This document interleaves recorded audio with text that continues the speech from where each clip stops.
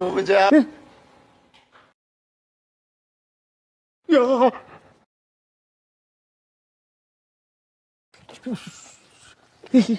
ये भिड़े चाचा जी को यहाँ क्यों लेके आ गया?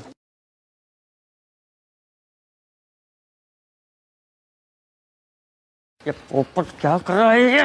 नाश्ते येड़। अरे वो तो मुझे भी दिख रहा है, लेकिन ये क्या है?